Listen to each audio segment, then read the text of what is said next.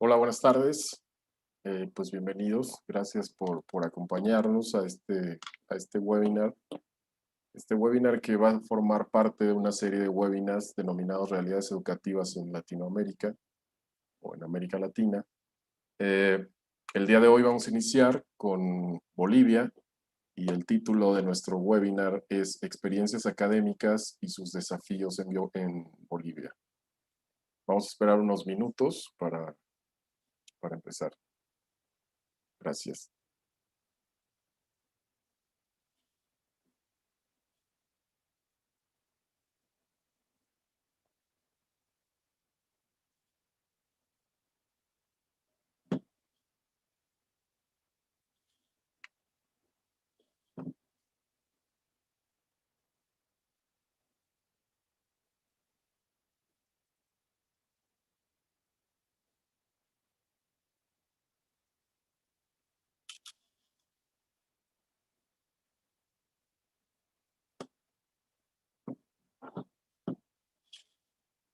Pues bueno, buenas tardes otra vez. Bienvenidos a esta serie de webinars denominados Realidades Educativas en América Latina. El día de hoy tenemos el gusto de iniciar con Bolivia. El título de este webinar es Experiencias académicas y sus desafíos en Bolivia. Entonces vamos a dar inicio.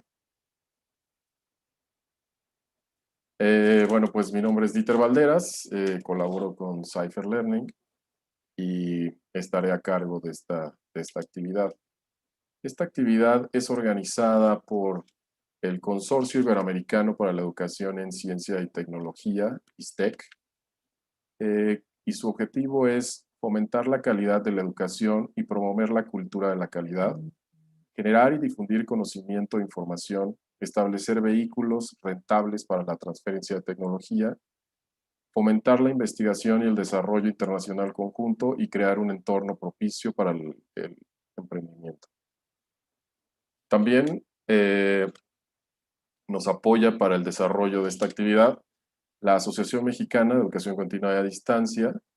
Su objetivo es integrar a las instituciones de educación superior, organismos académicos y a profesionales que ofrecen servicios de educación continua a distancia con la finalidad de impulsar el desarrollo de estas actividades en México. Y, finalmente, dentro de los organizadores está evidentemente NEO, de Cypher Learning, y esta es un sistema de gestión del aprendizaje con el que fácilmente se pueden realizar y gestionar actividades educativas, ya sea que estén centrando clases online, evaluando estudiantes o dando seguimiento al desempeño y logros de los alumnos. Ok, ahora bien.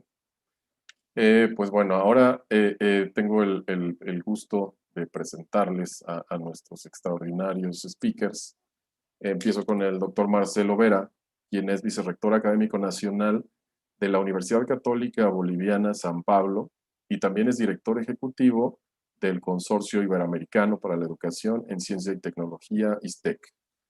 El doctor Marcelo se ha desempeñado como vicepresidente ejecutivo de Mobile Tech International, director de Desarrollo e Innovación en Universidad La Salle, Bolivia, director de Informática, Tecnología, director de Educación a Distancia en la Universidad del Sur de Florida, creador de la educación a distancia en línea en universidades y organizaciones sociales, y en fin, ahorita él nos va a ayudar un poco más con su trayectoria. Muchas gracias por acompañarnos y también nos acompaña el maestro Roberto Zambrana, quien es director de Gobierno Electrónico y Modernización de la Gestión Gobierno Autónomo Municipal de La Paz, y es docente e investigador de la Facultad de Ingeniería, Universidad Mayor San Andrés. Roberto Zambrana, el maestro Roberto Zambrana se ha desempeñado como director de áreas de tecnología emergentes, responsable del diseño de la red académica boliviana. Actualmente es presidente del capítulo boliviano de la Sociedad de Internet y miembro del Comité Científico del Diálogo Global Ciudadano. Pues muchas gracias por su participación, muchas gracias por estar acá. En un momento los vamos a poder ver y hablar con ellos. A todos los participantes, todos los que nos están acompañando en este webinar, van a poder obtener un certificado de participación. Aquí les comparto la liga y en un momento más se las van a compartir por el chat. El certificado se emite al terminar esta actividad. También les pido que interactuemos con nuestros ponentes por medio de preguntas que ustedes pueden generar. Y estas se las estaremos haciendo llegar a nuestros speakers para que las respondan. ¿Ok? ¿Qué es lo que comentaremos en este webinar? Como primer punto, hablaremos sobre expectativas del aprendizaje en línea, evidentemente en Bolivia. Hablaremos de la transformación y reprogramación, la importancia de esto en los procesos que se están viviendo. Hablaremos también de experiencias en el uso de nuevas tecnologías para educación. Y finalmente comentaremos sobre los avances de la Red Académica Nacional Boliviana. Estos son algunos puntos sobre los que vamos a comentar y esto independiente a lo que ustedes nos puedan estar compartiendo. Pues bueno, con esto comenzamos. Les pido a nuestros ponentes que puedan abrir sus cámaras. Muy buenas noches. Por ahí tenemos ya al doctor Marcelo Vera y al maestro, perdón, Roberto Zambrana. Hola, ¿qué tal? ¿Cómo están? Mucho gusto. Gracias por estar acá. Pues bueno, con ustedes está el doctor Marcelo Vera. Si nos pudiera dar algunas palabras, algo para presentarse, por favor. Gracias, muy buenas noches tengan todos ustedes, las personas que están ya pegadas a este canal. Muchas gracias a Víctor Valderas. Un cordial saludo a mi colega y amigo Roberto Zambrana de la Universidad Mayor de San Andrés. También a Lina desde Rumania, ella, a Jessica Correa de NEO, de Cypher Learning en México. Tengan ustedes muy buenas noches y muchas gracias por invitarnos a participar en este conversatorio, en este espacio que nos proveen para poder hablar un poquito más sobre los desafíos que se vienen dando y realizando en nuestro país, en Bolivia. Muy buenas noches tengan todos ustedes. Muchísimas gracias. Ahora vamos con el maestro Roberto Zambrana. Roberto, ¿qué tal? Hola, Dieter, buenas noches. Es un gusto para mí estar contigo, con Jessica, con Alina y obviamente quienes están siguiendo y generosamente dándonos su tiempo para poder participar en este singular evento. Esperemos que vamos a intercambiar seguramente estas experiencias que se han ido dando a lo largo de estos meses tan críticos, que han sido similares con sus propias características seguramente, pero muy parecidos en diferentes partes de nuestro planeta. Así que va a ser muy interesante poder compartir esto. Ok, bueno, pues muchísimas gracias. Gracias por aceptar, gracias por participar y sobre todo gracias por podernos compartir lo que ustedes están viviendo en Bolivia, que como comentan, al final son puntos similares a lo que están viviendo otros países. Y justo lo que queremos hacer en esta serie de webinars es conocer eso que están pasando, que están viviendo, cómo lo están superando, los retos que hay y cómo se piensa llegar a otro extremo, ¿no? Superar esta etapa que ya está acá. Pues bueno, empezaría con la primera pregunta. Ustedes se pueden ampliar, ustedes nos pueden comentar ahí de acuerdo a su experiencia, evidentemente. La primera pregunta es, ¿cuáles son las expectativas del aprendizaje en línea en Bolivia? Ustedes, ¿quién quiere comenzar? Doctor Vera tiene el micrófono, ¿no? Gracias, gracias, Dieter. Gracias, Roberto.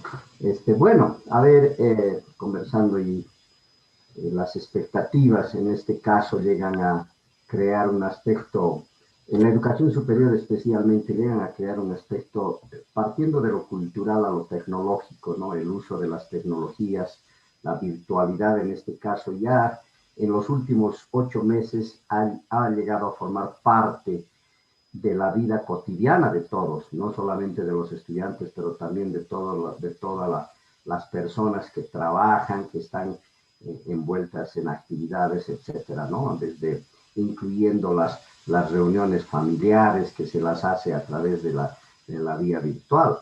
Entonces, las expectativas yo creo que aumentan más y más día a día, especialmente en la educación superior, ya conociendo las herramientas básicas y de mediano uso.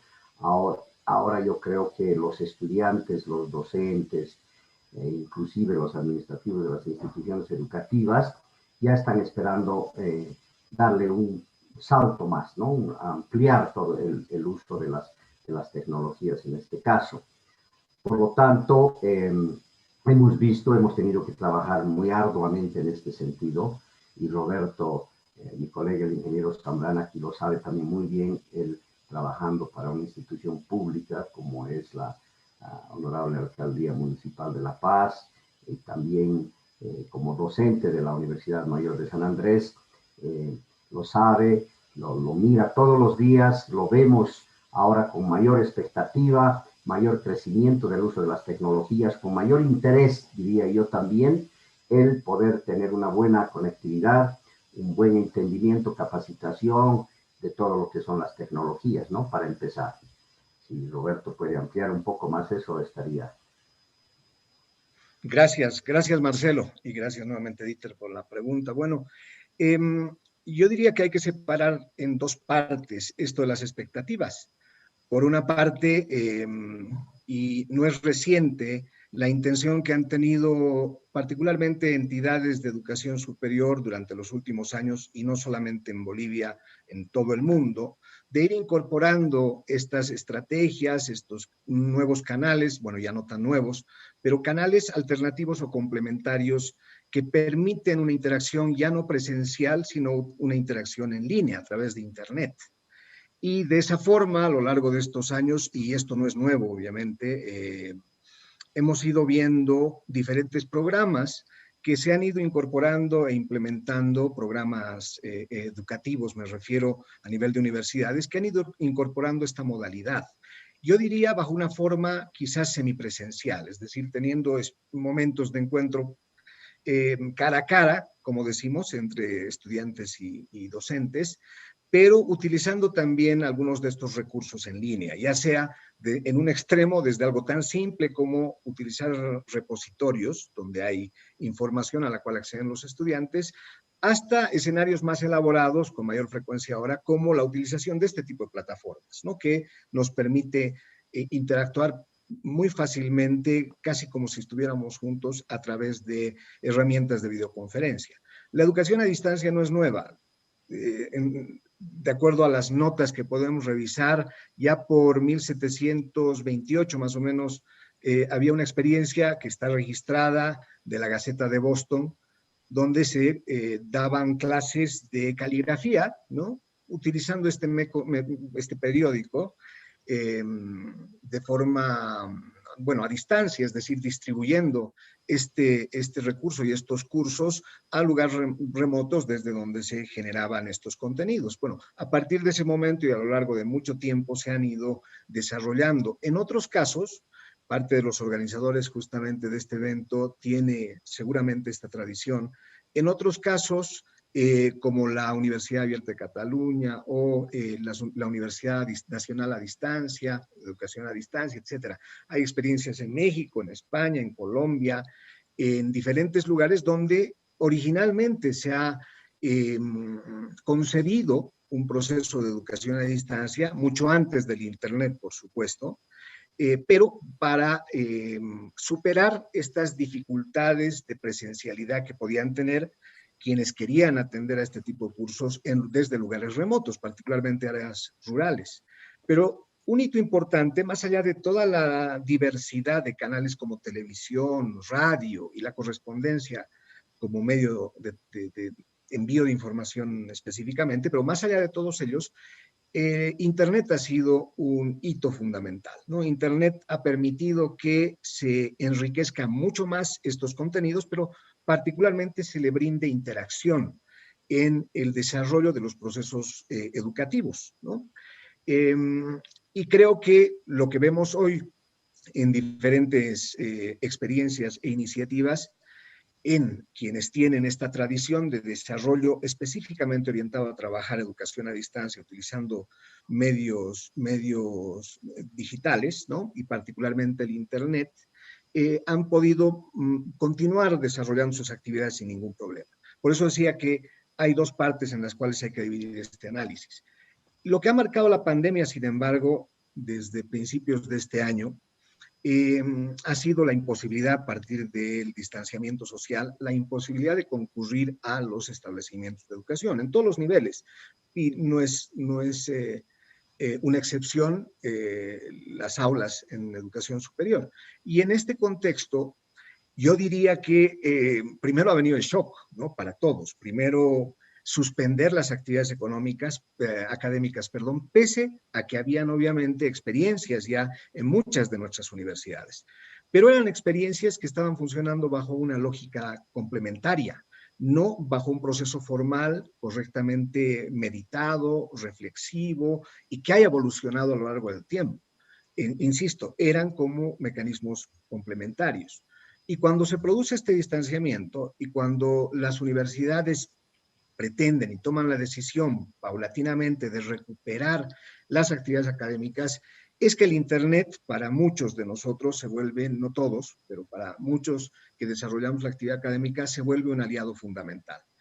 Un aliado que permite continuar de alguna manera las clases que se habían suspendido en determinado momento, pero utilizando un entorno que sí, seguramente muchos lo conocían, muchos no, pero que traía como dificultad en que no siendo un entorno al cual todos, y digo la comunidad en general, estudiantes y docentes, estábamos acostumbrados, requería de realizar ajustes, ¿no? Y creo que esa es una parte que seguramente vamos a ir abordando más adelante, pero en principio me quedo acá con estos antecedentes que menciono. Por eso, respecto específicamente a las expectativas, habían expectativas como las hay en los contextos estudiantiles en general de tener opciones de aprendizaje, en este caso a distancia y utilizando Internet fundamentalmente, pero la pandemia nos ha traído también la expectativa durante la pandemia de recuperar la normalidad de asistencia y finalmente el aprendizaje, que es lo fundamental por parte de los estudiantes, entre otras actividades académicas, y hacia adelante las expectativas que se tienen es, pues, cómo va a cambiar esto a nuestras universidades, cómo va a cambiar a los estudiantes, quizás es más fácil ahí porque ellos se adaptan perfectamente a diferentes circunstancias, pero la gran, más que pregunta, el gran desafío va a ser cómo se van a adaptar, cómo nos vamos a adaptar los docentes, los profesores, en lo que viene hacia adelante, tomando en cuenta la posibilidad de que esto se alargue y que no va a ser todo de la misma manera en que conocemos. Peter, si me permites un poquitito también expander lo que viene diciendo nuestro colega Roberto, muy importante es rescatar una palabra shock. Ese ha sido el shock, evidentemente, a partir más o menos del mes de marzo, ¿no? De principios de marzo, abril, quizás. Yo le llamo, nos han apagado las luces, nos han apagado la electricidad de un momento a otro, ¿no? Y bien, si bien Roberto nos explica un poco los avances de la educación a distancia que viene desde tanto tiempo atrás, ya para 1976, 80 es cuando se empieza a usar esta metodología de enseñanza-aprendizaje con mucho más fuerza y debido precisamente a esta conectividad que se llama Internet, ¿no? A este suceso que llega a levantar mucho más la tecnología y avanzar muy rápidamente lo que en otras décadas anteriores no se había venido avanzando. Entonces, cuando yo digo apagar las luces, era pues cuando las aulas quedan vacías de un momento a otro, ¿no? ¿Y ahora qué hacemos? ¿Cómo actuamos? ¿Qué trabajo hacemos?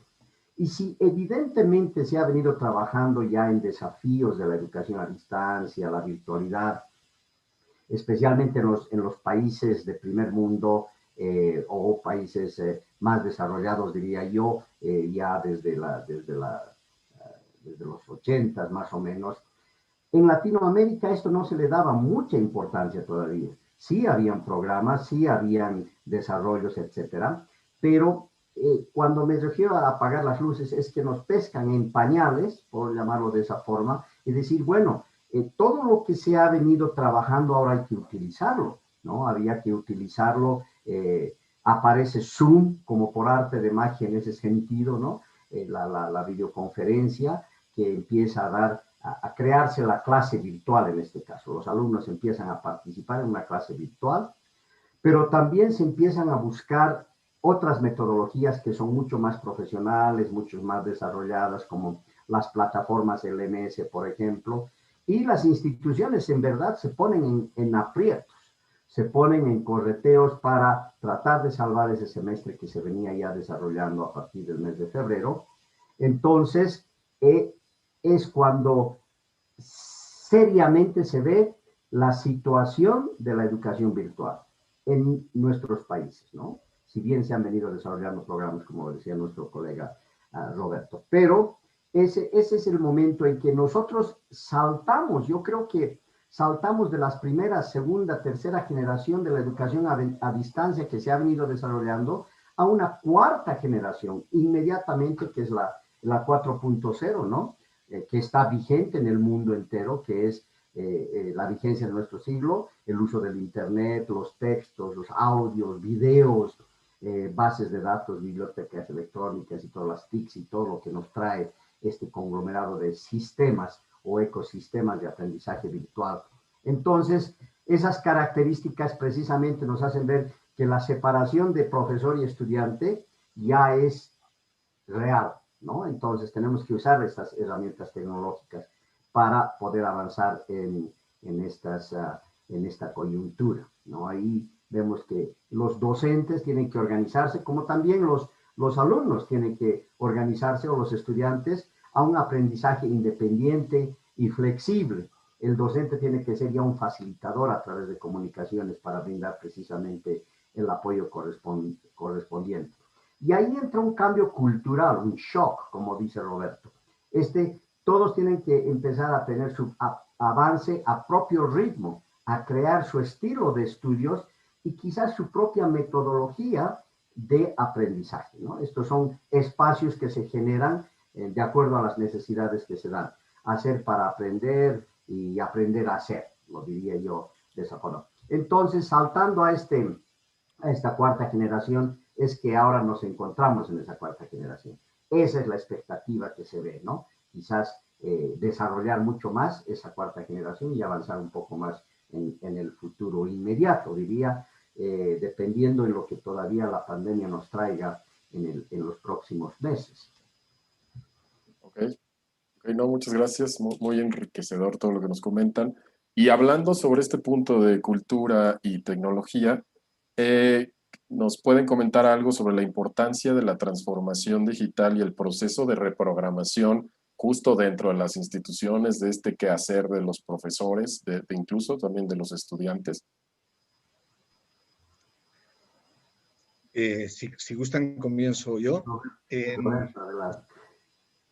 Bueno, ya había mencionado que igual en el caso de las universidades, la transformación, bueno, el aprovechamiento, voy a decirlo así, de una forma un poco más modesta en términos de acción de las entidades universitarias, ¿no?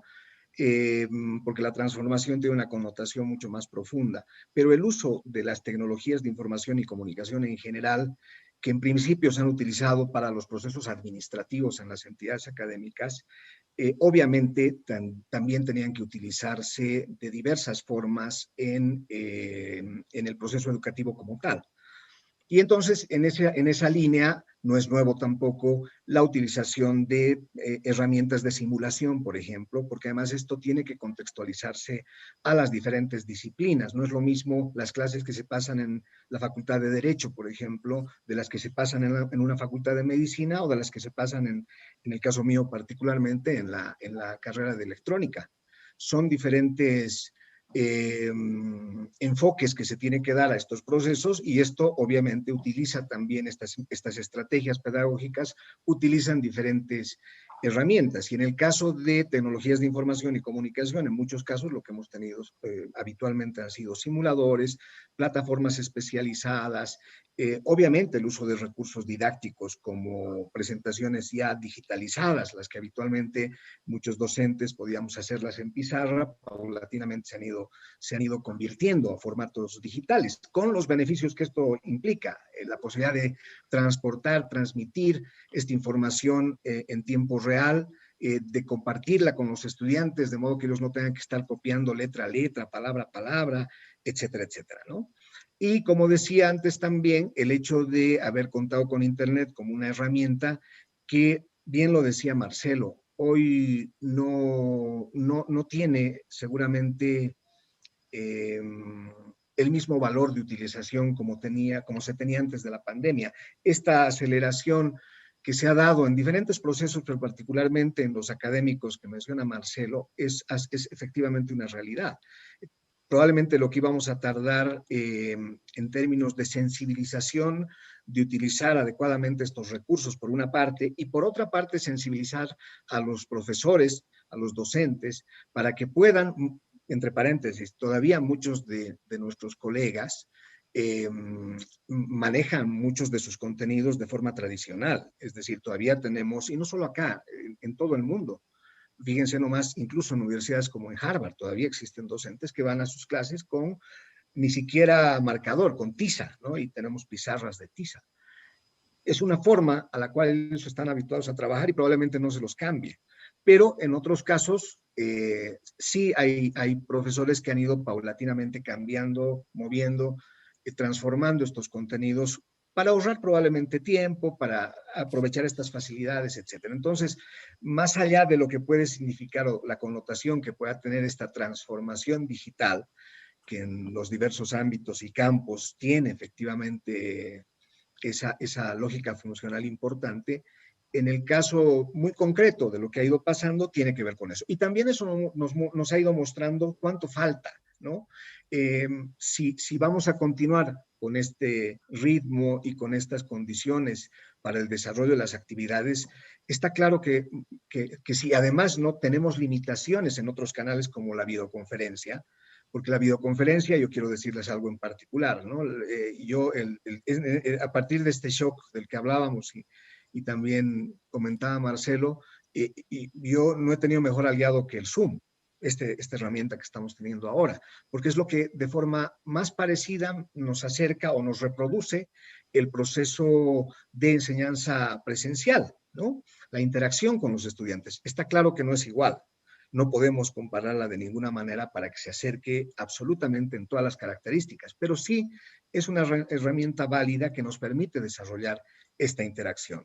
Entonces, ha sido, insisto, un aliado importante, pero el problema, y creo que pasa lo mismo en México, como pasa en Perú, como pasa en Chile, como lo hemos ido analizando en el mundo, particularmente en los países de lo que llamamos el sur global, no hay posibilidad de cubrir los costos para todos y no todos, por tanto, tienen los servicios de Internet.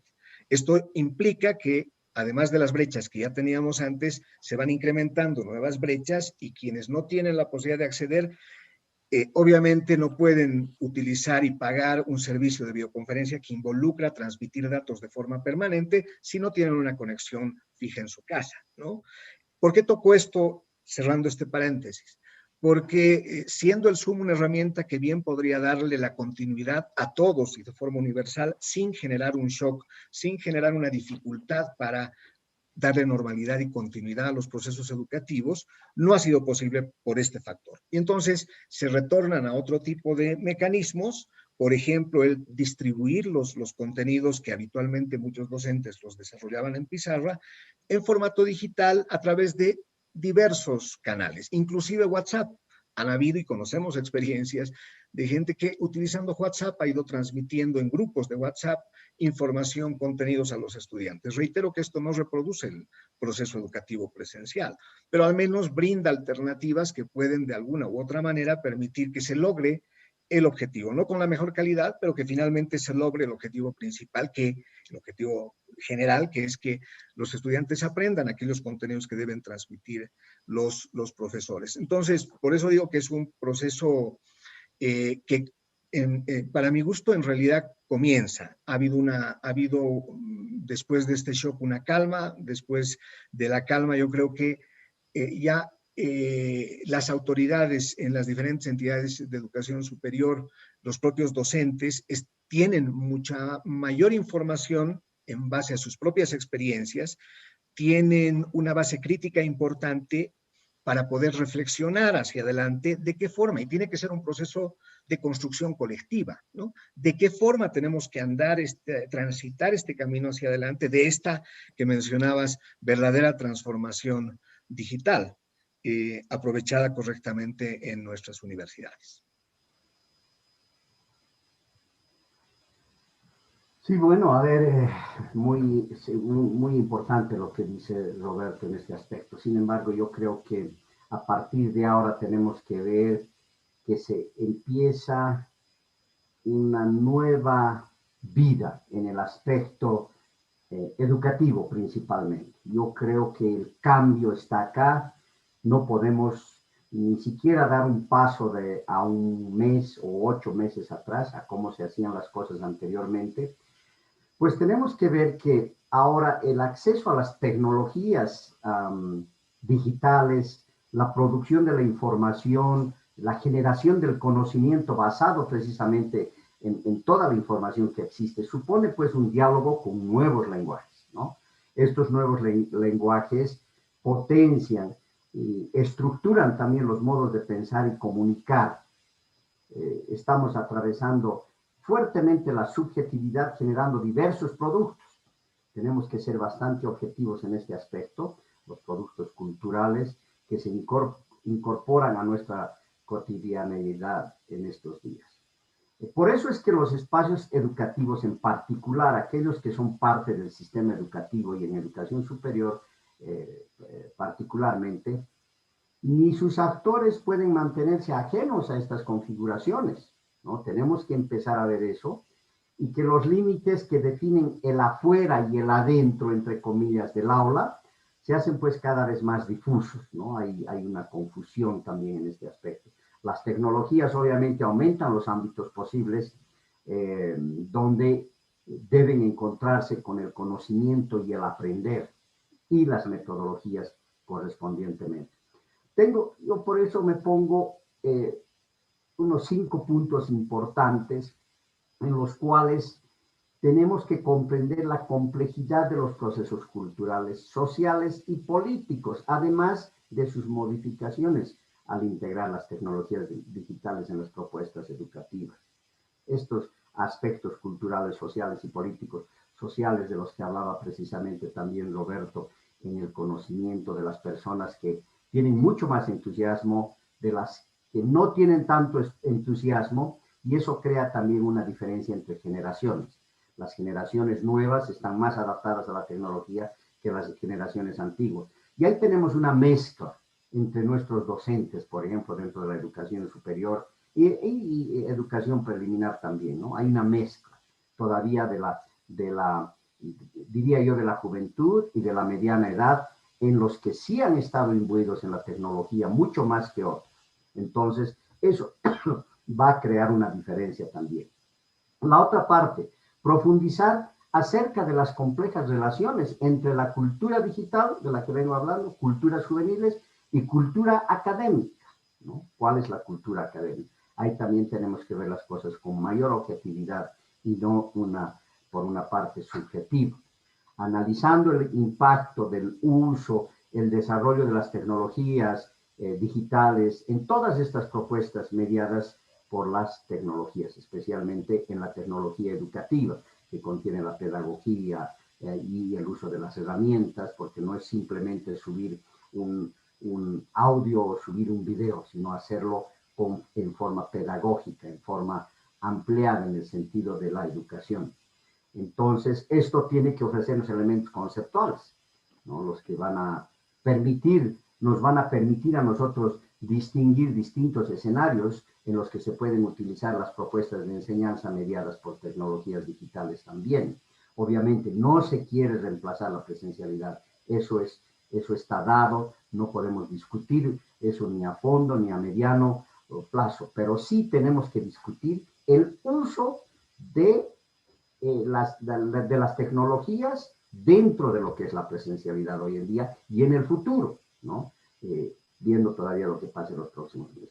Entonces, tenemos que nosotros reflexionar sobre estas posibles incorporaciones de las tecnologías en la enseñanza en el ámbito de la universidad, pero yo digo ya desde el ámbito, desde la escolaridad, desde los medios primarios, ¿no? Porque ahora vemos que los niños desde kindergarten ya están usando la tecnología, por lo tanto, tenemos que levantar esa expectativa que van a ir creando los mismos usuarios a las personas que toman decisiones en este ámbito. Ok, muchas gracias. Pues bueno, la siguiente pregunta era, y digo era porque ya me la respondieron, tenía que ver con experiencias en el uso de nuevas tecnologías en la parte hablando de brechas de Internet, cómo las han resuelto, conectividad, principales retos. Si quisieran, si tuvieran algún punto sobre esto, me parece que ya quedó comentado. Y me gustaría hacer una pregunta que nos está haciendo Rubén Eder Contreras y nos pregunta, ¿cuáles son los indicadores que utilizan para medir los aprendizajes de los estudiantes en un contexto de enseñanza virtual? Bueno, nuevamente podemos comenzar. Perdón, Dieter, no quisiera contradecirte, pero en realidad no es que en los comentarios no creo de verdad que hayamos planteado la resolución de estos problemas que se han mencionado, ¿no? Yo creo, quizás te entendió mal, pero yo creo que en realidad son problemas que deben resolverse. En el caso boliviano al menos, y creo que pasa, porque lo hemos estado discutiendo mucho en estos últimos meses, pasa igual en varios países, uno de los principales problemas justamente ha tenido que ver con inclusión, ¿no? Para decirlo en una palabra, porque eso tiene que ver con posibilidades de conectividad, de conectarse a Internet, tiene que ver con dispositivos, si tienes o no, al menos un teléfono inteligente en tu casa. Hay personas, muchas personas, que no tienen ni siquiera eso en sus casas, ¿no? Si tienen recursos para pagar el servicio, si lo hay, etcétera, etcétera. Es decir, hay un conjunto de elementos que penosamente han restringido a la población estudiantil a poder continuar. Y va a continuar esta realidad a menos justamente que se den soluciones creativas, ¿no?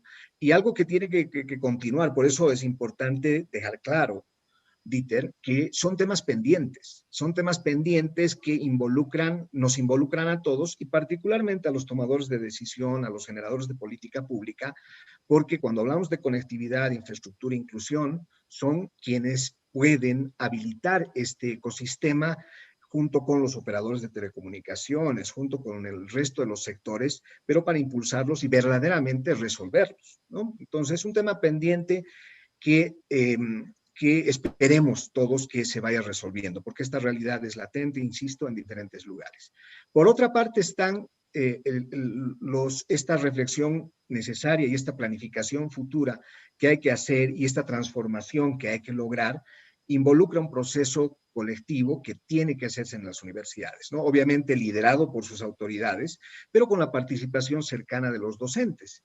De las diferentes formas que esto implique, porque, como lo decía antes, son diferentes estrategias pedagógicas y, por tanto, formas diferentes también de utilizar los recursos tecnológicos para las diferentes ramas del conocimiento que se tienen en las universidades. Entonces, primero, cerrar un poquito ese tema en particular y respecto a lo que comentaba...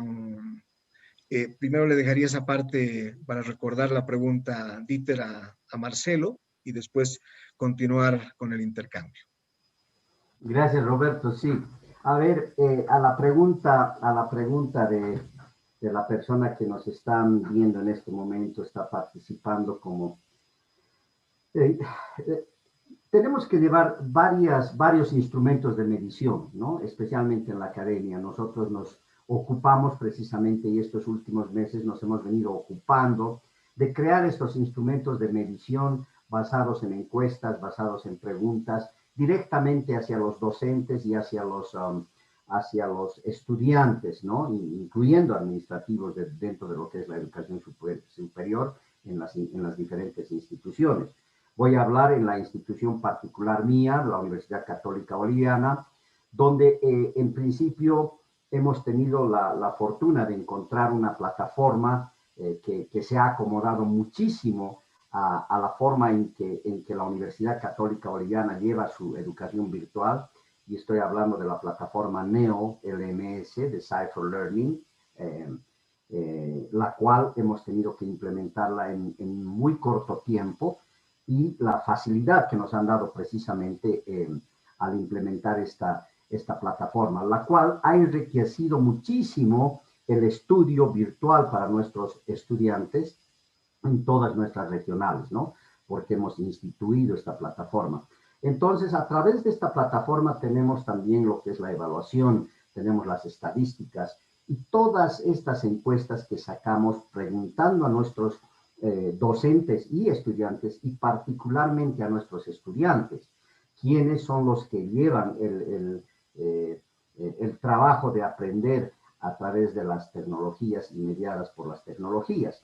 Hemos tenido, yo creo que, un excelente resultado, particularmente en la universidad, a través de nuestros estudiantes, ¿no? Nos han dado que de un 86 a 98% hay una satisfacción mayor en lo que ha sido la implementación de estas herramientas. Y como bien lo mencionaba a Roberto también, antes se estudiaba inclusive mucho la brecha digital, ¿no? En el uso de los aparatos, el uso de las computadoras y los laptops. Pero esa brecha digital ha sido acortada a través de los años, pero existe la brecha de la comunicación. Por lo tanto, yo creo que estoy muy de acuerdo con lo que dice nuestro colega, que tiene que partir desde los docentes, especialmente de las autoridades toma decisiones, pero principalmente tienen que existir políticas de Estado que amplíen precisamente esta conectividad, este alcance por parte de los estudiantes. No todos están en un mismo nivel de accesibilidad, conectividad, etc. Sin embargo, haciendo algunas investigaciones, la conexión móvil en Bolivia, de acuerdo al Instituto Nacional de Estadísticas, nos muestra que a finales de año había 11.9 millones de conectividad en Bolivia. Eso quiere decir que 1.02 celulares por persona, ¿no? Y ahí en La Paz, tenemos en los diferentes departamentos diferentes estadísticas. La Paz, Santa Cruz con un 29-28%, Cochabamba 18%, Tarija, Potosí y Chuquisaca se reparten un 15%, ¿no? La conexión a Internet en Bolivia a finales del 2019 y comienzos de los 3 primeros meses del 2020 llegaba a alcanzar a un 78%. Es algo que en verdad me ha sorprendido saber estas estadísticas, ¿no?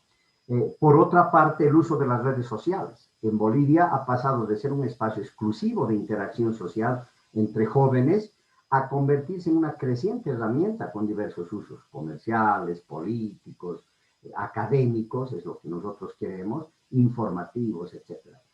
En Bolivia existen 7.2 millones de cuentas para el Facebook, ¿no? Para el Twitter, más de 3 millones de cuentas, WhatsApp, 9 millones y pico de cuentas, y se cuenta con 11 millones de líneas celulares, también bastante alto para un país como Bolivia, que ha venido desarrollando precisamente el uso de las tecnologías, y donde debemos nomás decir que el uso de la conectividad es bastante alto comparado a otros países en estos aspectos.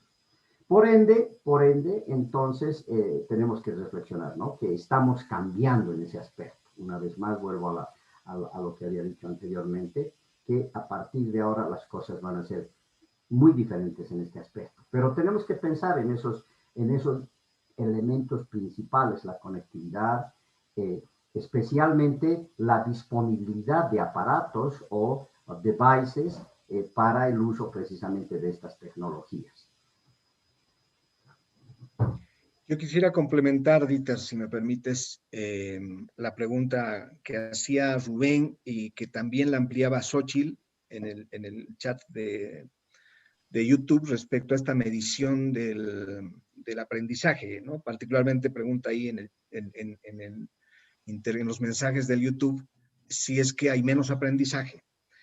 Nuevamente acá creo que vale la pena distinguir dos cosas, ¿no? Una es la medición de el alcance de objetivos de aprendizaje individualizado en cada uno de los estudiantes y obviamente en el colectivo, ¿no? De ellos. Si reflexionamos sobre los mecanismos tradicionales, los que trabajan en el tema recuerdan que tienen diferentes categorías, ¿no es cierto? El aprendizaje y por tanto la evaluación sumativa, la formativa, etcétera, etcétera, ¿no? Y entonces los mecanismos existentes tienen mucho que ver en muchos casos con presentación de prácticas, con la rendición de exámenes, ¿no? Que se dan exámenes y todos son presenciales. Algunos se hacen también en computadora, pero está ahí supervisando el docente, etcétera, etcétera. Y de esa manera medimos específicamente los objetivos de aprendizaje, ¿no? En relación a una nota que aplicamos, que colocamos y, bueno, eso da una idea, primero, si es que aprueba o reprueba el estudiante, pero segundo, cuál es el grado de desempeño académico que ha tenido el estudiante en sus clases. Esa es una parte. Y sobre eso es otro de los desafíos que nos plantea hacia adelante el uso de los medios digitales, particularmente el uso de Internet, y que ha estado discutiéndose muchísimo justamente por muchos docentes, y no solo, una vez más digo, aquí en Bolivia, sino en el resto del mundo, ¿no? Hay muchos participantes de varios países que de alguna forma se están identificando con estas experiencias, porque creo que hemos pasado todos por lo mismo. Y entonces, decía, uno de estos desafíos tiene que ver con la evaluación, en tanto es pues muy difícil trasladar los mecanismos tradicionales de evaluación a un espacio, un entorno digital, a un entorno que se realiza a través de Internet. Pero sobre todo porque uno supone que el principal factor del desafío tiene que ver con la posibilidad de fraude, ¿no? Es decir, ¿qué me garantiza como docente que los estudiantes que están detrás de cámaras, en algunos casos no, y tienen la justificación porque hay dificultades con el Internet o está la cámara malograda, tienen que rendir un examen, porque en muchos casos hay docentes que obligan a los estudiantes a prender la cámara, ¿no? Entonces, bueno, lo comento como un ejemplo porque justamente esta adaptación no es sencilla. Uno puede suponer que pueden haber grados de fraude respecto a la rendición de exámenes, pero la solución que existe también no debería ser necesariamente, y existen alternativas utilizando tecnologías como los exámenes proctorizados, que involucran herramientas inteligentes que se instalan en computadoras, incluso servicios que se contratan por parte de universidades en varios lugares del mundo para que los estudiantes rindan estos exámenes, ¿no? Y después de rendir estos exámenes, mediante patrones inclusive de comportamiento en la imagen, indicadores respecto a cómo responde, tiempos, etcétera, evacúan un informe en relación a si ha habido o no ha habido fraude en el desarrollo de uno de estos exámenes, ¿no? Pero quizás el camino no es ese, decía, quizás es mejor trabajar otra lógica en términos de la confianza que hay que tener por parte de los estudiantes. Sí, pero es solo una parte. La otra parte tiene que ver también con ajustar las estrategias de esa evaluación del alcance de objetivos de aprendizaje o del logro de competencias, ¿no? En función de cuál sea la tendencia o el enfoque educativo que le da cada uno de los docentes.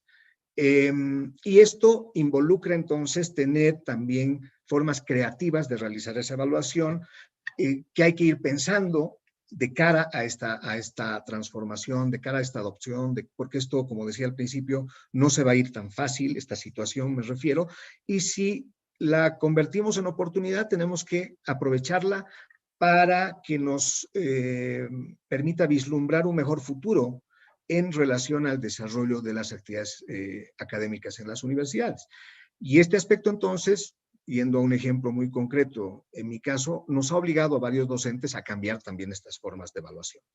En mi caso, que yo tenía divididas parte fundamental de la evaluación de los estudiantes en exámenes parciales y examen final, los he trasladado a una evaluación más bien permanente, dándoles a ellos la tarea de desarrollar muchas de las actividades pedagógicas que las desarrollaba yo en clases, ¿no? Como hacen muchos, obviamente, desarrollar, exponer los contenidos, ¿no? Los estudiantes apropiando estos contenidos a lo largo de las clases y al final, por temporadas, el rendir un examen para medir cuánto de todo lo que habían visto habían aprovechado.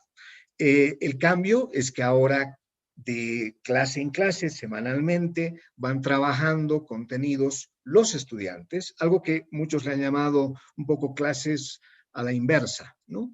La clase invertida. Y ellos desarrollan algo para presentar ellos por grupos, ¿no?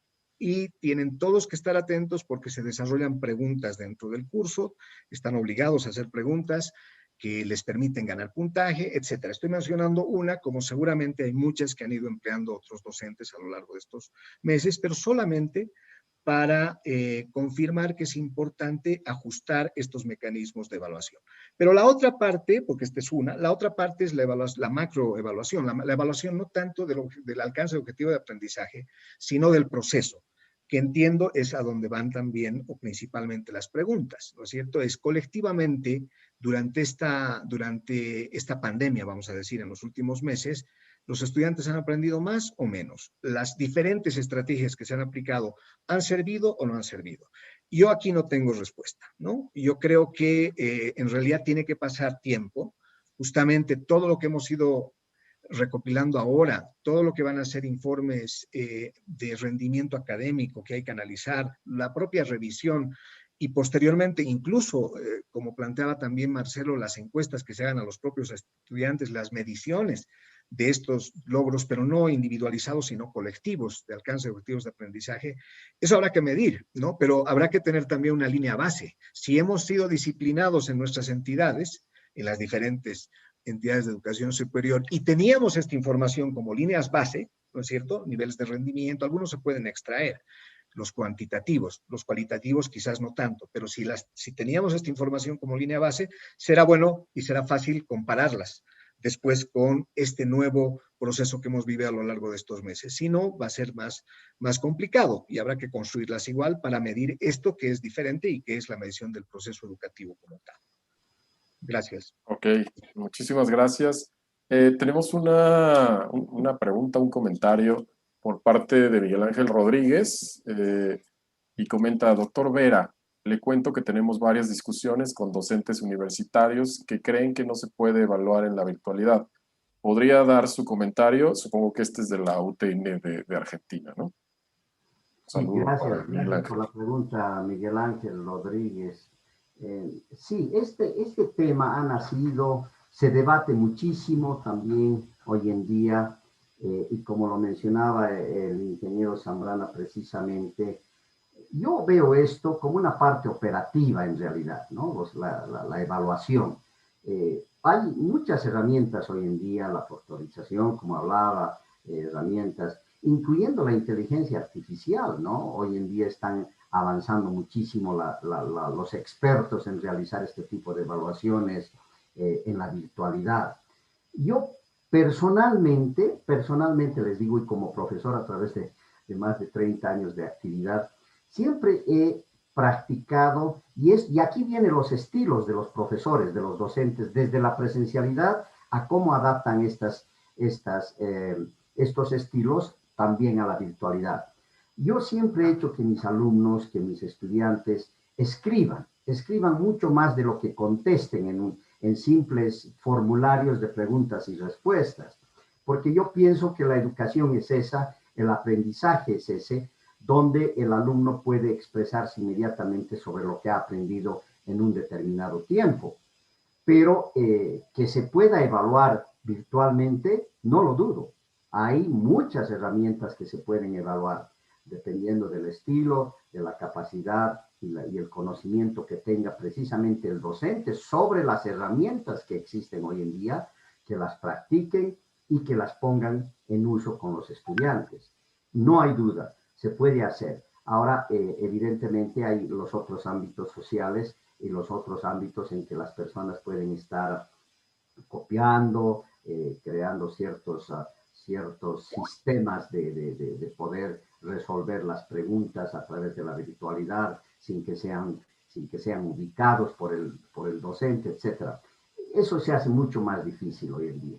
Le pongo un ejemplo, poner un banco de preguntas en los cuales las preguntas solamente duren 30 segundos o un minuto a más tardar y donde no te da tiempo de abrir el libro como para buscar la respuesta adecuada, por ejemplo, ¿no? O donde las preguntas caigan en diferente tipo de preguntas, le caiga a un alumno que al otro que está en la misma clase. Entonces, hay una serie de herramientas como para trabajar en esto.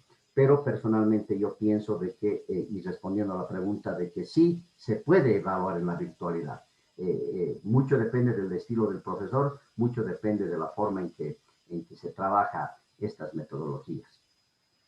Ok, muchas gracias. Voy a compartir dos comentarios más y con eso ya cerraríamos la sesión. El primero es de Leonel Silverio y lo que nos comenta es: los jóvenes expresan cansancio en la educación digitalizada, añorando la educación presencial. Sin embargo, creo que la educación semipresencial es la opción.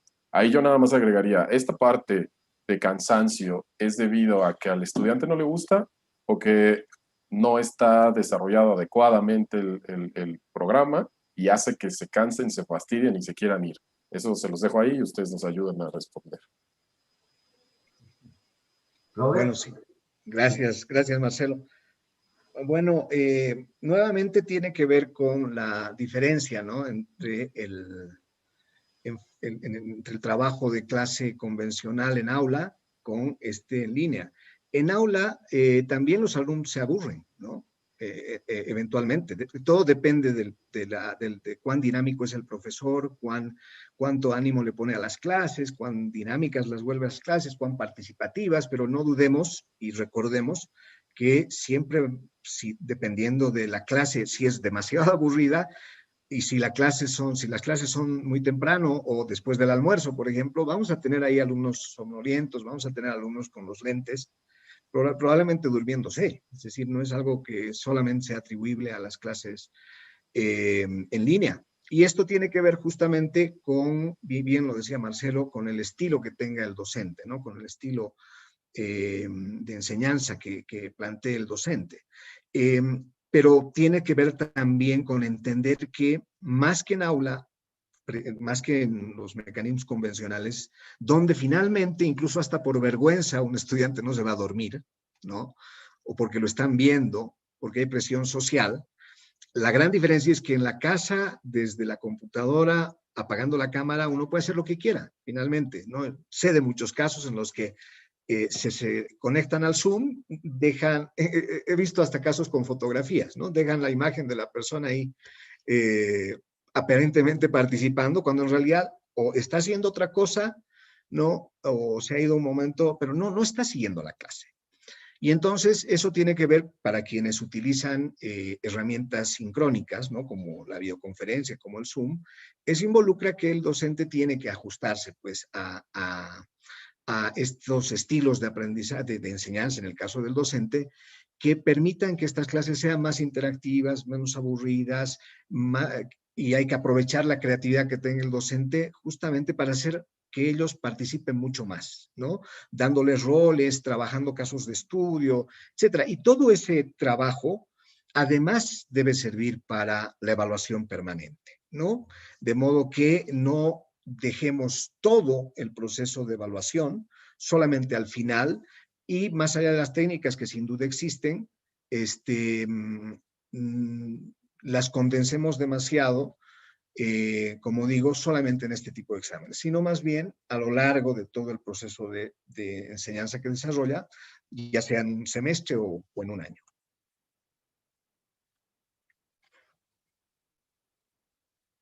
Está apagado. Doctor Vera, tiene apagado el micrófono.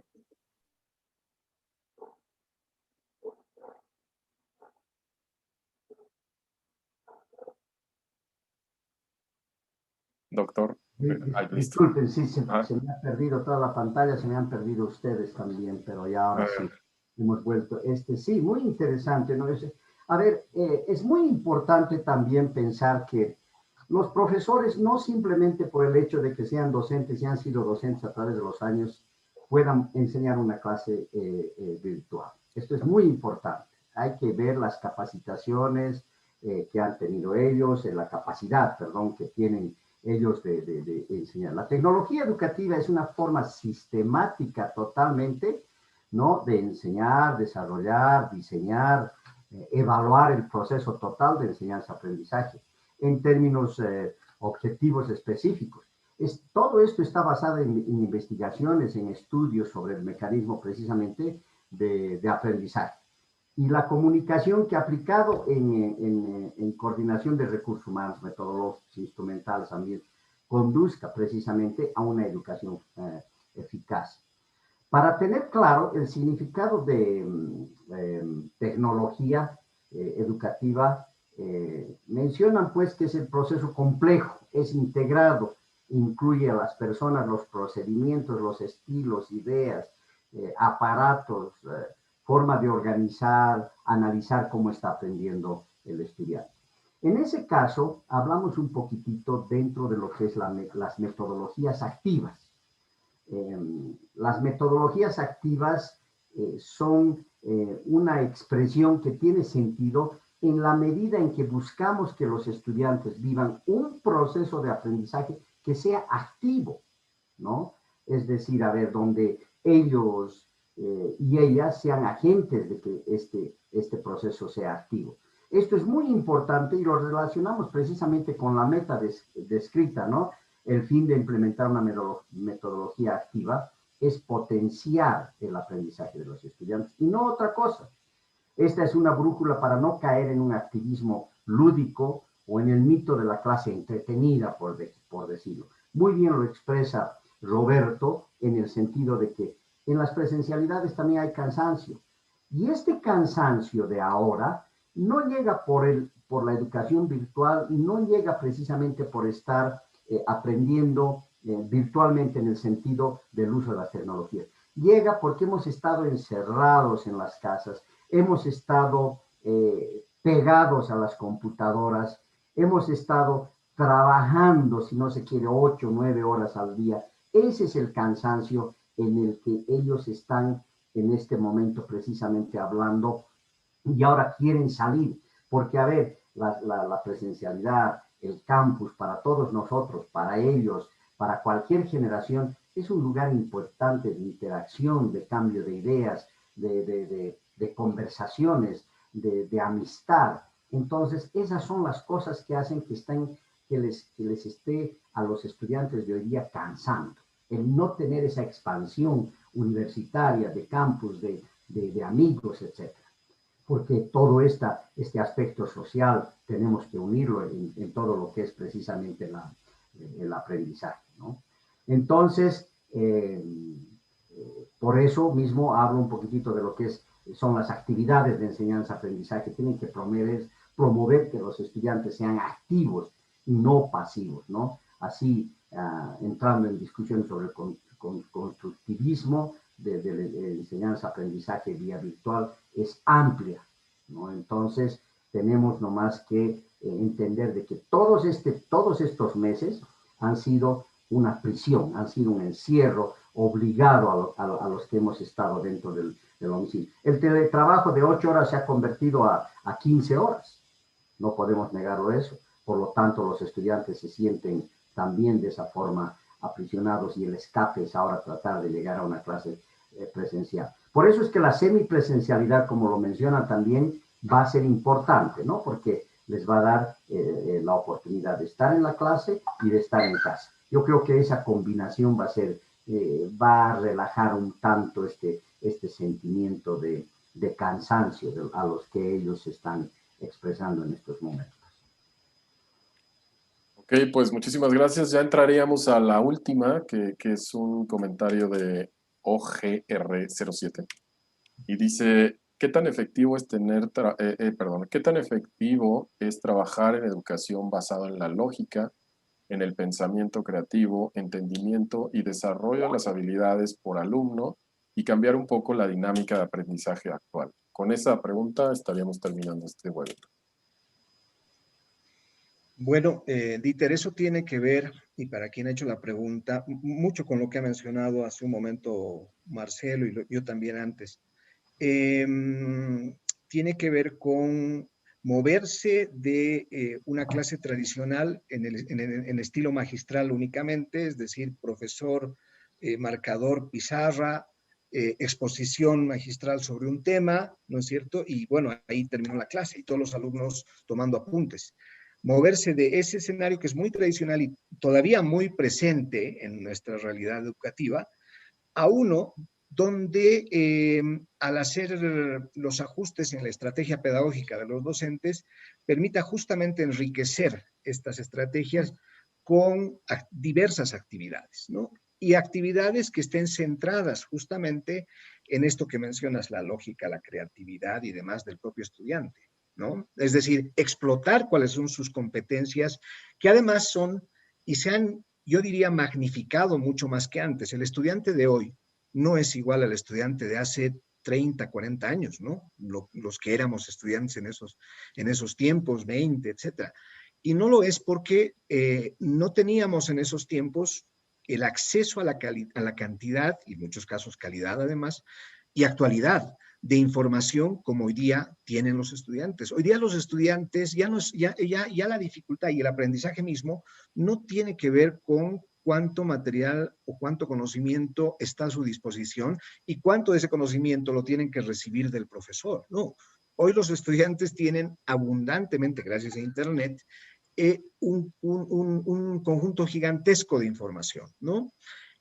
Por lo tanto, si el dilema no está ahí, si el problema no está ahí, lo que hay que hacer más bien es aprovechar esa abundante cantidad de información existente, aprovechar las habilidades, ¿no? Con las cuales llegan muchos estudiantes que se van formando en las escuelas, en los colegios, ¿no?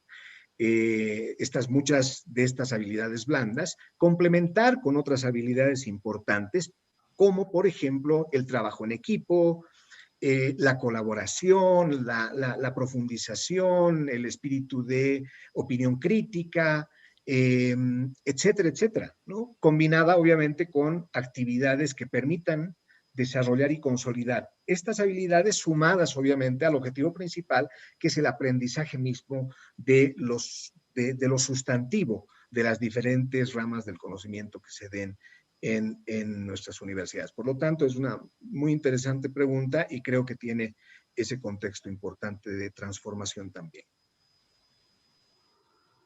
Bueno, por mi parte, yo para culminar voy a añadir muy poco a lo que ha dicho Roberto, que es muy importante también, ¿no? Efectivamente de que va a haber cambio, va a haber cambio. Aquí, por ejemplo, y voy a dar un ejemplo, mucho depende también, y repitiendo la palabra, perdón, mucho depende también de cómo el docente organiza ya la materia, incluyendo todo lo que son tecnologías.